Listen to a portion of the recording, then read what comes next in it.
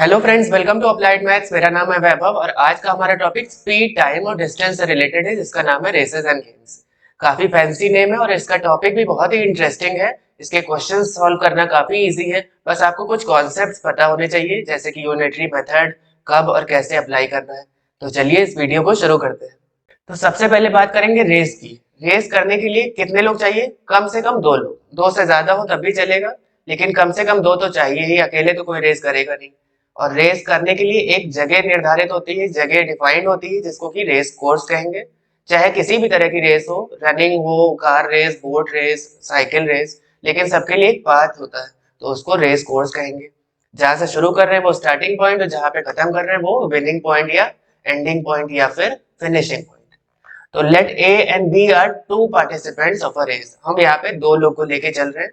आगे आपके क्वेश्चन में दो से ज्यादा भी आ सकते हैं, तो फिलहाल दो की बात करेंगे। ए और बी दो लोग हैं और दोनों ने रेस स्टार्ट की, लेकिन पहला इसका हमारा रूल है कि A gives B a start of X metres. तो अगर ये आपके क्वेश्चन में आ जाए, इस तरह के क्वेश्चन आएंगे कि A gives B a start of X metre, इसका मतलब क्या हुआ?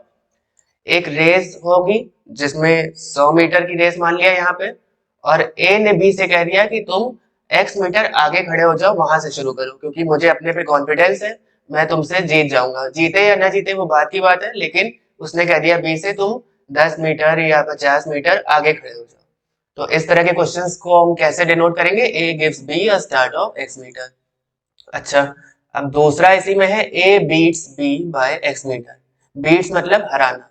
ए ने बी को हराया एक्स मीटर से, यानी जब ए लास्ट पॉइंट पे, फिनिशिंग पॉइंट पे पहुंच गया होगा, उस समय बी एक्स मीटर ए से पीछे होगा। ये सब बहुत ही बेसिक है, आपको पता ही होगा। तो इसी में हमारा थर्ड क्या है? ए gives B a start of T minutes. अब दोनों लोग एक ही जगह पे हैं, लेकिन ए ने बी से कह दिया कि तुम कुछ टाइम पहले हमसे चले जाना, मैं यहीं पे खड़ा रहूंगा, स्टार्ट बोला जाएगा तो मैं नहीं भागूंगा, तुम 10 सेकेंड पहले या 10 मिनट पहले हमसे भाग जाना आगे। तो इसका मतलब क्या हुआ? Means A will start T minutes after B starts from the starting point, but both A and B will reach the finishing point at the same time. हम ऐसा मान रहे हैं दोनों साथ में पहुंच रहे हैं फिनिशिंग पॉइंट पे, लेकिन बी जो है वो कुछ मिनट या कुछ सेकंड पहले ए से शुरू करता है।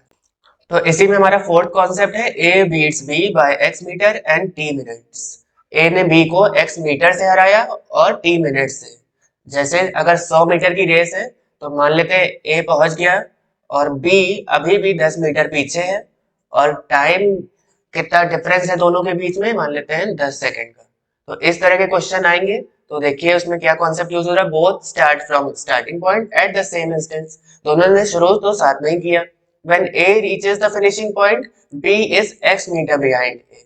जब A लास्ट में पहुंच गया विनिंग पॉइंट पे, तब भी A उससे X मीटर पीछे ही है। And B takes T minutes more as compared to A to complete the race.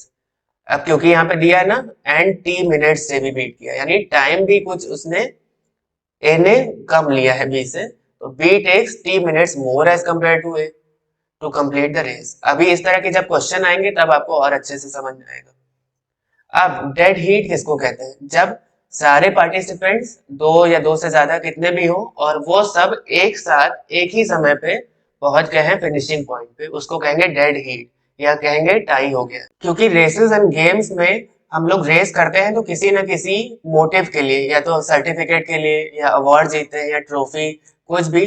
कभी कभी इंजॉयमेंट के लिए या प्लेफुली भी करते हैं, लेकिन अगर किसी पॉइंट्स के लिए कर रहे हैं, किसी अचीवमेंट के लिए कर रहे हैं, तब हम वहां पे पॉइंट्स की बात करेंगे।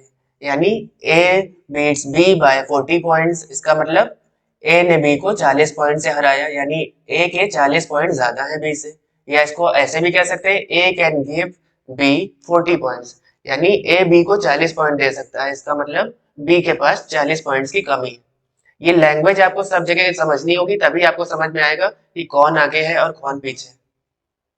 तो चलिए इसके कुछ क्वेश्चंस लगा लेते हैं, तब आपको और डिटेल में समझ में आएगा। तो ये क्वेश्चंस आपकी अनसॉल्व्ड एक्सरसाइज से ही लिए गए हैं, आपकी बुक से, अप्लाइड मैथ्स की क्लास 12 की। लेकिन यहाँ पे हम कुछ क्वेश्चंस ही डिस्कस करेंगे। अगर आपको सारे क्वेश्चंस के सॉल्यूशन चाहिए तो डिस्क्रिप्शन में आपको लिंक मिल जाएगी अप्लाइड मैथ्स की वेबसाइट की, वहां से आप एक्सेस कर पाएंगे। तो पहला क्वेश्चन है, A can run 40 meters while B runs 50 meter in the same time. दोनों एक ही समय में बी रन कर रहा है 50 मीटर, लेकिन ए 10 मीटर कम रन कर रहा है 40 meter. When B runs in a 1000 meter race, find by how much distance B beats A. अगर 1000 मीटर की रेस है तो बताना है कि बी ने ए को कितने डिस्टेंस से हराया है। तो सिंपल यहाँ पे यूनिटरी मेथड का कॉन्सेप्ट यूज हो रहा है। अगर आपको यूनिटरी मेथड क्लियर है तो बहुत ही आसानी से आप कर लेंगे सारे क्वेश्चंस।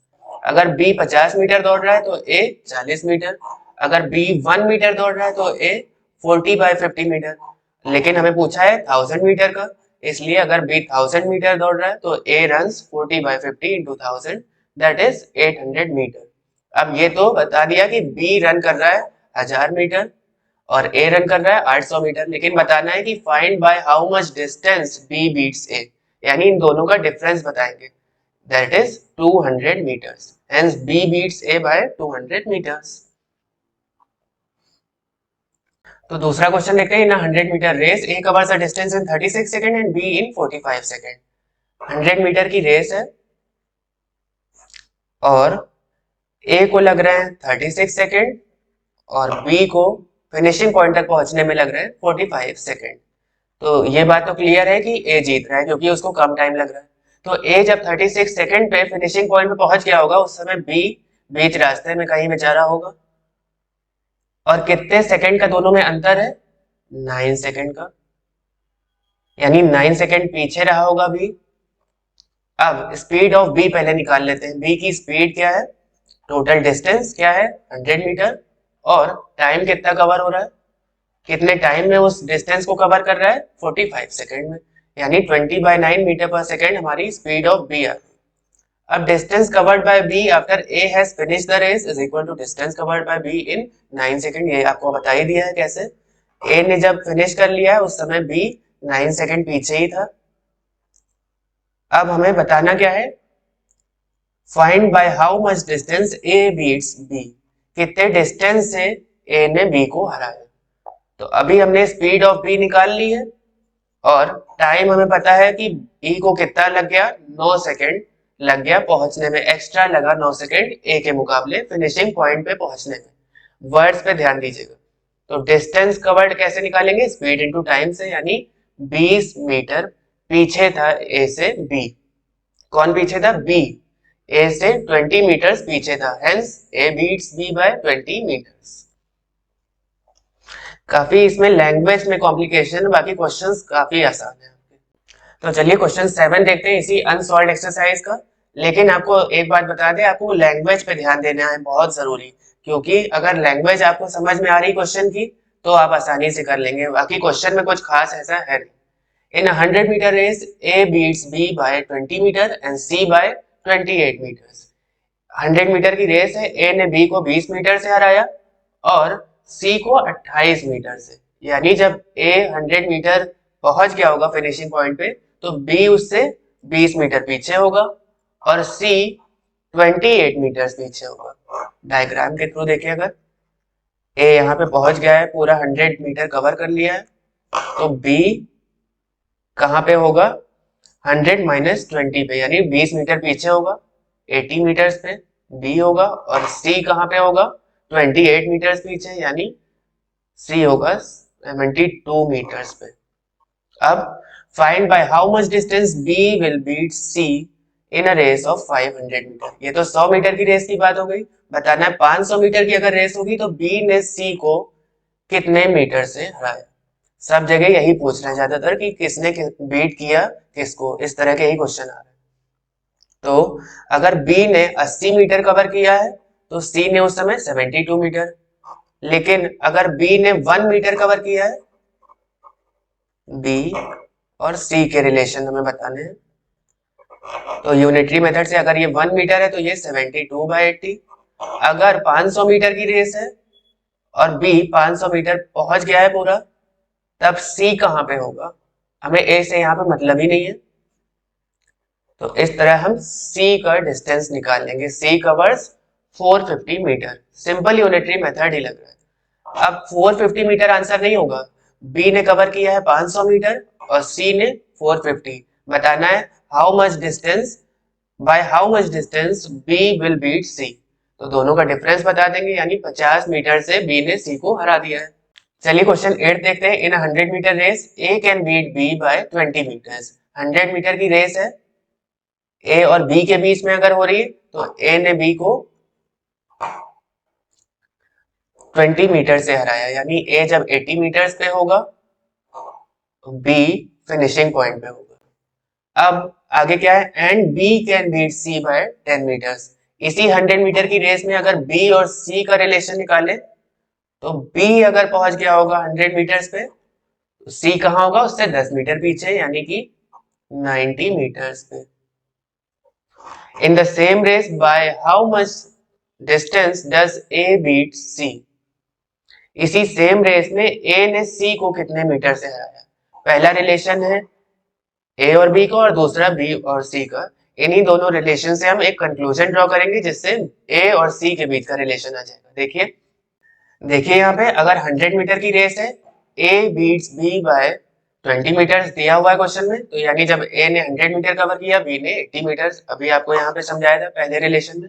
इसी तरह जब बी ने 100 मीटर कवर किया तो सी ने 90 मीटर्स। अब यूनिटरी मेथड हम लगाएंगे बी पे। अगर बी ने 100 मीटर कवर किया है तो सी ने 90 मीटर, बी का 1 मीटर निकालेंगे तो 90 बाय 100। फिर दोनों में कॉमन क्या है, बी ही कॉमन है, इसीलिए हम बी का रिलेशन लेके चलेंगे। अब बी का इस वाले रिलेशन में सेकंड वाले में 80 मीटर्स का निकालेंगे, तो जब बी ने 80 मीटर कवर किया तो सी ने 72 मीटर्स कवर किया। अब बी ने 80 मीटर जब कवर किया था तो वो किसके बराबर था, ए के 100 मीटर्स के। देखिए पहले रिलेशन में A covers 100 meter and B 80 meters, तो यहां से अगर हमने बी का 80 मीटर्स निकाला है तो वो किसके इक्वल हो जाएगा, ए के 100 मीटर्स के। इसीलिए हम इसको कह सकते हैं when A covers 100 meters, C covers 72 metre. दोनों का डिफरेंस निकालेंगे तो पता चल जाएगा A beats C by 28 metres. समझ में आया ये क्वेश्चन? बहुत ही इजी है। अगर आपको फिर भी समझ में नहीं आ रहा है तो कमेंट में जरूर पूछिएगा। तो चलिए अब क्वेश्चन 13 देखते हैं। In a game of 90 points A can give 15 points to B। इस फ्रेज का मतलब आपको समझाया था। A can give 15 points to B का मतलब कि A के पास B से 15 पॉइंट ज्यादा है। एंड 30 points to C, यानी A can give 30 points to C का मतलब A के पास C से 30 points ज्यादा है। How many points can B give C in a game of 100 point? अगर 100 पॉइंट का गेम है तो B C को कितने पॉइंट्स दे सकता है, यानी B कितने पॉइंट्स से जीता C से।